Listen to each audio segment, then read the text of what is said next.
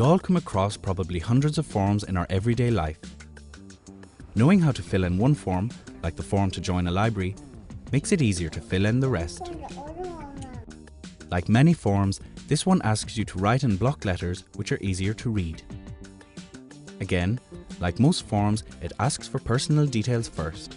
So, Frank writes his name on the first line. There's room to write in a home address and a work address. Frank decides to give his home address, but you could give both. There's also room for 3 phone numbers: home, work, and a mobile number. Frank gives his mobile.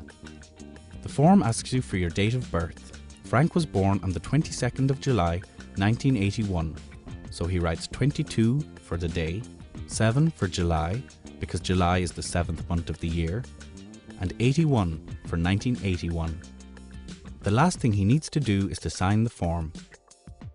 Your signature is your own personal way of writing your name, and everyone's is different.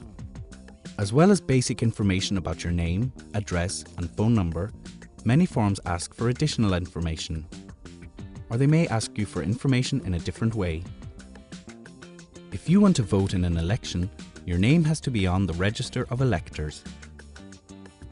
You have to give the date of birth on your application form, and you must write it the way the form shows you.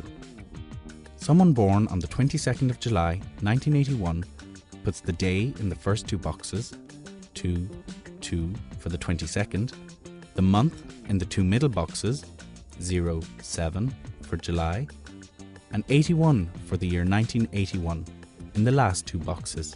There's also a section where you tick a box to show if you are Irish, British, a citizen of another country in the EU or European Union, or from a country which is not in the EU. If you find a form difficult, you can always bring it home and get help from a friend or family member. And don't forget that your local Citizens Information Centre is always willing to help with filling out official forms.